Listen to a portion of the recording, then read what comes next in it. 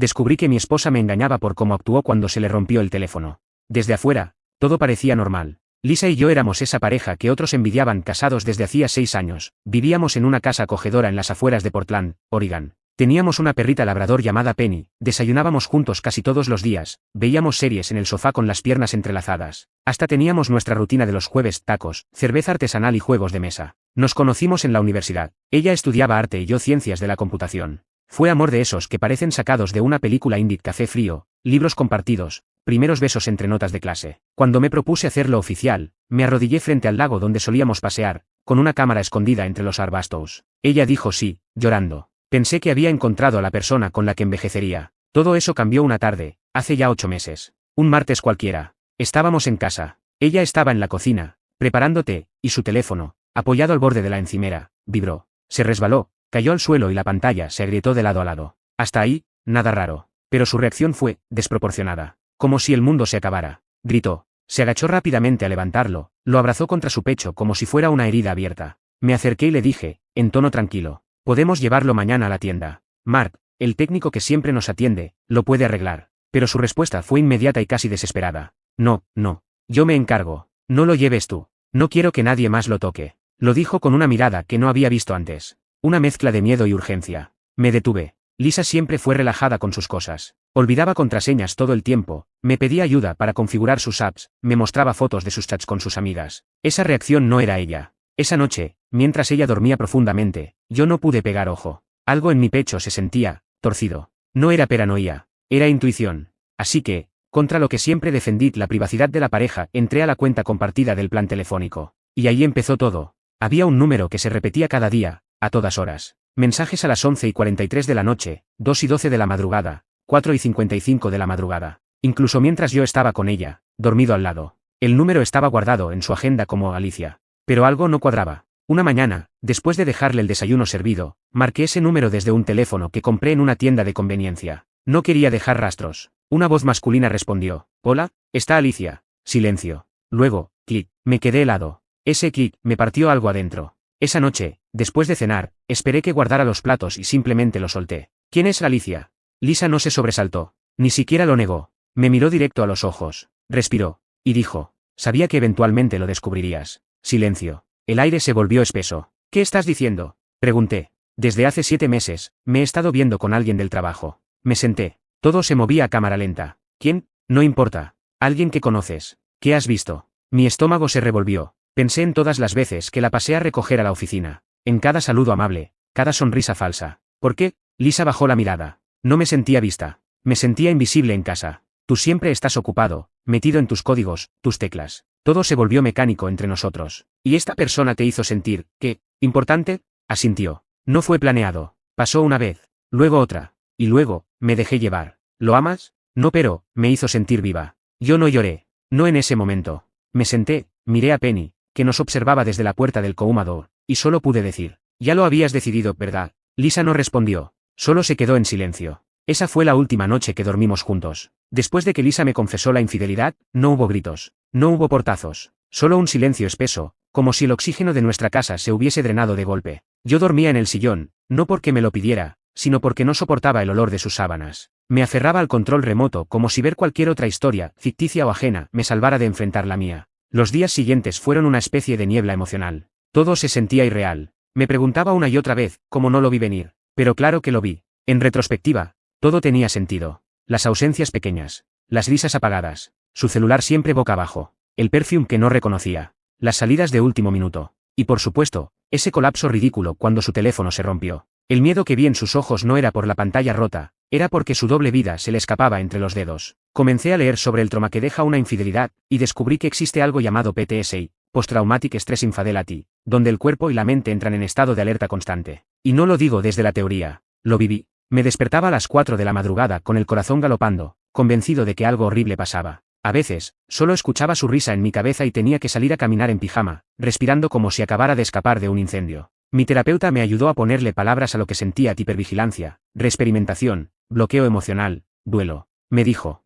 estás en duelo, pero no de una persona muerta. Estás de duelo por una versión de tu vida que ya no existe. Tenía razón. Durante semanas llevé un cuaderno donde apuntaba cada sensación. Día 4, me enojé porque el supermercado ya no tenía su café favorito, y luego me di cuenta que me daba igual. Era su café. Día 11, me encontré mirando la hora y preguntándome si Alicia estaba con ella. Día 17, soñé que ella volvía a casa y me decía que todo había sido una prueba. Me desperté llorando. No le hablé mucho en ese tiempo. Pero no me fui. No porque quisiera perdonarla de inmediato, sino porque necesitaba saber si había algo que salvar, o si solo me estaba resistiendo a perder. Lisa, por su parte, parecía diferente. No lloraba por mí, pero lloraba sola, en la ducha. Me ofreció su celular. Me dijo que podía revisar todo. Cambió sus claves frente a mí. Borró al otro tipo de todas sus redes. Me propuso ir a terapia. Lo más extraño fue que no intentó justificar nada. No dijo, fue solo físico, ni, no significó nada. Dijo, lo hice porque me sentía sola. Y no supe cómo decirlo. Honesto. Brutal. Pero honesto. Accedí a ir a terapia de pareja. No como reconciliación automática, sino como última oportunidad de descubrir si había algo en nosotros que aún respirara. La terapeuta era directa. Nos explicó que íbamos a seguir un proceso basado en 3 phases. 1. Attunement, reparación. 2. Attunement, sintonía. 3. Attachment, reconexión. En la primera fase, Lisa tuvo que contar toda la historia sin esconder detalles. Lo hizo sin dramatismo. Me miró y me contó cómo empezó una conversación en la oficina, luego otro café, luego una caminata bajo la lluvia, luego una habitación de hotel que no habían planeado, pero sí permitieron. Pasaron meses intercambiando mensajes, sintiéndose vivos. Yo estaba ahí, claro, pero como un mueble. Me dolió. Pero en lugar de gritarle, solo le pregunté, ¿alguna vez pensaste en mí mientras estabas con él? Y ella respondió, cada vez. Y eso es lo peor. Me desarmó, porque entendí que lo que dolía no era el sexo. Era el abandono emocional. La mentira cotidiana. El acto de quitarme el derecho a decidir si quería estar con alguien que ya no me elegía. La segunda fase fue aún más difícil, aprender a hablarnos de nuevo. Cada noche hacíamos un check-in emocional. Preguntas como, ¿qué sentiste hoy que yo no vi? ¿En qué momento deseaste que te abrazara y no lo hice? ¿Cuándo pensaste en rendirte? A veces no teníamos respuestas. A veces ella decía, hoy sentí culpa cuando te vi preparar café, porque siempre fui yo quien lo hacía. Y yo respondía, y yo sentí rabia cuando sonreíste mientras veías tu celular, porque pensé que te reías con él otra vez. La terapeuta nos decía que no nos interrumpiéramos, que dejáramos que las frases cayeran como piedras en el agua. Algunas noches terminábamos llorando, otras, en completo silencio. Pero al menos ya hablábamos. La tercera fase fue la más frágil, reconstruir confianza. Hicimos rituales nuevos, caminatas los domingos, sin celulares, cenas sin televisión los jueves, cartas de gratitud cada viernes, incluso cuando no teníamos mucho que agradecer. Compartir una memoria positiva que aún nos hiciera sonreír, sin cinismo. La terapeuta decía, el amor no se restaura con una gran disculpa, sino con 1000 actos pequeños que digan, aún estoy aquí. Y funcionó. A veces. Una noche, Lisa me regaló una foto impresa de nosotros en la universidad, cuando cocinábamos juntos y usábamos delantales estúpidos con frases como si es por accidente. Me dijo, ese día fue real. No importa lo que vino después. Yo aún amo a esa versión de nosotros. Y yo contesté, yo también. Solo necesito saber si podemos volver a cocinar sin miedo. No sé si esto va a funcionar. Hay días buenos y otros en los que todo se cae de nuevo. Pero sé que no me arrepiento de intentar entender antes de huir. No por debilidad, sino porque si un día me voy, quiero saber que no lo hice por dolor ciego, sino por verdad. Estoy en el día 78 desde la confesión. Y hoy, por primera vez, no pensé en el otro tipo al despertar. Tal vez eso no sea una victoria total. Pero sí es una señal de que sigo vivo. Y eso ya es suficiente por ahora. Después del divorcio, pensé que el silencio me liberaría. Pero lo único que hizo fue amplificar la ansiedad. Me mudé a un departamento de una recámara a las afueras de la ciudad. Barato, funcional, sin alma. Como yo. Durante semanas, no quise saber nada de Lisa. Sin embargo, algo en mí seguía buscándola, como un eco. Revisaba su Instagram, ahora privado, entraba a su perfil laboral para ver si seguía trabajando con él, ese compañero de trabajo que arruinó nuestro hogar desde adentro. Fue mi terapeuta quien me hizo una pregunta que me sacudió. ¿Por qué necesitas seguir conociendo sus pasos si ella ya te eligió para dejarte atrás? No supe qué decir. Aún guardaba un álbum de fotos en mi teléfono que no podía borrar. La primera vez que cocinamos juntos. Su sonrisa mientras limpiábamos la cocina. El día que adoptamos a nuestro perro. Cada imagen me apretaba el pecho como si fuera una trampa. Un día, Lisa me escribió. Nada dramático. Solo un mensaje. Hola. Solo quería saber cómo estabas. Pasaron 3 horas antes de responderle. Estoy respirando. Un paso a la vez. Ella respondió al instante. Como si hubiera estado esperando. Me alegra.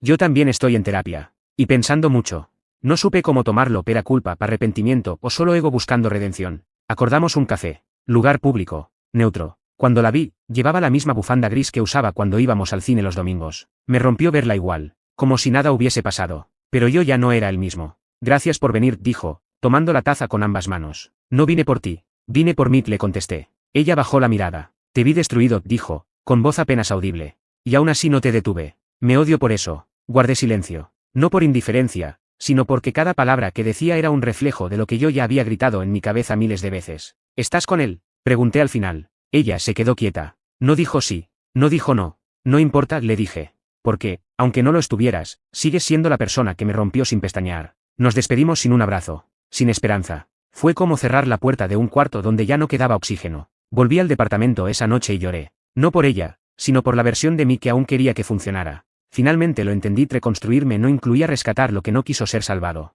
Pasaron 2 meses desde ese café. Me centré en mí. Recuperé a Mistles. Volví a correr. Empecé a salir con alguien nuevo, Emily, una diseñadora que conocí en una galería. Ella no sabía toda mi historia, pero me escuchaba con esa ternura que uno no se gana, se encuentra. Nunca le mentí. Le dije, fui traicionado, y estoy aprendiendo a no cargar con eso todos los días. Las cosas empezaban a estabilizarse. Dormía mejor. Reía más. Hasta que llegó la notificación. Correo de voz de Lisa. A las 2:17 de la madrugada. Lo siento. Lo siento tanto. Él me dejó. Dice que no puede con la culpa. Pero no te llamo por eso. Te llamo porque tú eras mi casa, y no supe valorarlo. Por favor, solo dime si me odias. Me quedé helado. El pasado regresando como un ladrón que olvidó algo en el cajón. No le respondí. Pero al día siguiente, un sobre llegó a mi buzón. Sin remitente. Adentro había una carta escrita a mano. Reconocí su caligrafía. Estoy sola. Pero no quiero que creas que es por eso que pienso en ti. Es porque ya no puedo engañarme más. Fui cobarde, egoísta. El solo fue un síntoma. Tú fuiste siempre el hogar.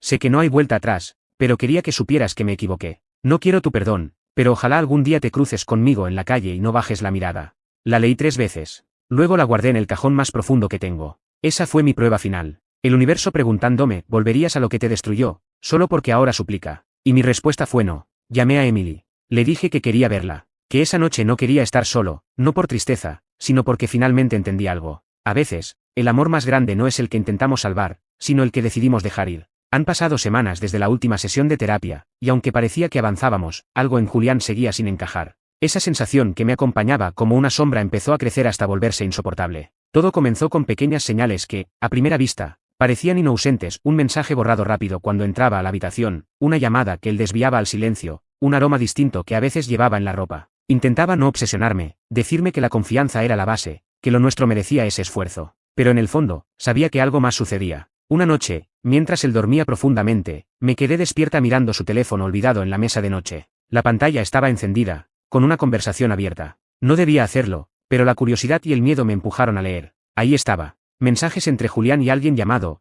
No eran solo mensajes, eran planes, citas, excusas para verse a escondidas. Palabras como solo tú entiendes, me hace sentir vivo, y esto no puede salir a la luz. Sentí que el suelo se abría bajo mis pies. Todo el trabajo, las lágrimas, la terapia, para que era solo un teatro. Al día siguiente, decidí confrontarlo con calma, aunque mi corazón latía a 1000. Quería respuestas, pero sobre todo quería que fuera sincero. Cuando lo enfrenté, Julián me miró con ojos cansados, como si llevara una carga que no podía soportar. Sofía, no quería que supieras así, dijo con voz quebrada. Pensé que podía dejarlo atrás, que la terapia me cambiaría, pero no fue así. Sentí que todo mi esfuerzo y esperanza se desvanecían. Le pedí que me dijera toda la verdad, sin filtros ni justificaciones. Él rompió a llorar y confesó que ese era alguien con quien había mantenido una relación paralela incluso después de empezar la terapia. No fue solo un desliz, sino una traición constante que había ocultado por miedo a perder lo que quedaba de nosotros. Mi mundo se derrumbó en ese momento. No solo había sido engañada, sino que todo lo que creí era solo una fachada para él. Decidí que ya no podía seguir así.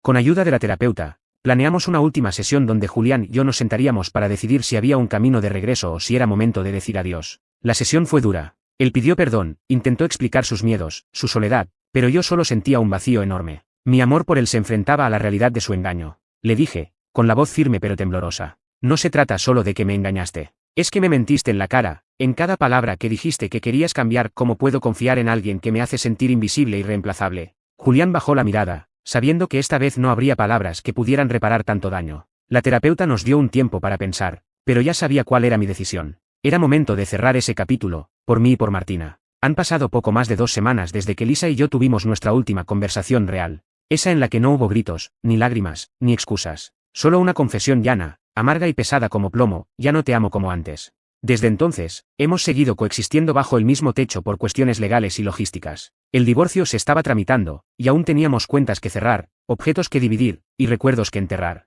Pero lo más difícil era verla seguir con su vida como si nada. En la superficie, parecía que todo marchaba igual. Ella salía a trabajar, comía en silencio, y se encerraba en la habitación de invitados a ver series o responder mensajes. Pero había algo nuevo en su comportamiento, algo que me revolvía el estómago, esa despreocupación, esa liviandad, como si al arrancarse de mí, se hubiera liberado, como si nunca hubiese sido difícil. Yo, en cambio, estaba al borde. Dormía poco, comía aún menos, y lo peor que empecé a desarrollar una obsesión silenciosa. No era saludable, lo sabía, pero había algo que no me cerraba, y eso se convirtió en mi nuevo centro de entender. Empecé a notar cosas, pequeñas, estúpidas incluso, pero suficientes para perturbarme. Todos los martes, llegaba media hora más tarde de lo normal. Decía que había tráfico. El jueves pasado, se duchó al llegar, sin que hiciera calor. Nunca lo hacía. Tenía una carcasa nueva en su celular, pero juraba que no había cambiado el teléfono. Y una noche, vi su risa, auténtica, genuina, mientras leía un mensaje. A esas alturas, sabía que ya no era mi lugar exigir explicaciones. Técnicamente, ya no era su esposo, era una sombra temporal, en espera de una mudanza. Pero yo merecía saber con quién me traicionó, quién era esa persona con la que me cambió tan fácilmente, y sobre todo, si seguía en su vida. Así que hice algo de lo que no me enorgullezco. Revisé su laptop, no fue difícil. Lisa no cambiaba contraseñas seguido. Entré, abrí su correo, y encontré una carpeta archivada con el nombre Temp. Dentro, lo que me hundió del todo. Correos con un remitente llamado Daniel Romero. Fechas que coincidían con los días que ella decía quedarse en la oficina hasta tarde. Fotos, unas sutiles, asas de café en lugares nuevos. Otras, explícitas, besos, manos entrelazadas, un selfie en una cabaña. Y un archivo de audio, que aún me cuesta escribir, que escuché su voz susurrando, riendo, diciéndole a Daniel que sentía que con él volvía a sentirse viva. Cerré la laptop de golpe. Me senté en la oscuridad del salón. Temblaba. No porque fuera una sorpresa. No porque la traición fuera nueva. Sino porque ya no la reconocía. Esa noche no dormí. A las 5 de la mañana, me levanté, hice café, y me senté en la mesa. Lisa bajó media hora después, con su ropa de oficina, ya maquillada. Buenos días, dijo, como si nada. La miré. Por primera vez, sin culpa, sin súplica, sin necesidad de entenderla. Daniel también toma su café sin azúcar. Ella se detuvo en seco. No hizo falta decir más. Se le borró la expresión. No empieces con esto ahora, por favor, respondió. Ahora, después de todo esto, después de meses de mentiras, creías que no lo descubriría. Guardó silencio. No por falta de palabras, sino porque ya no tenía defensa. ¿Por qué, Lisa? No solo fue que me engañaras, es que me mentiste todos los días después. Me mirabas a los ojos, dormías conmigo, y aún así pensad.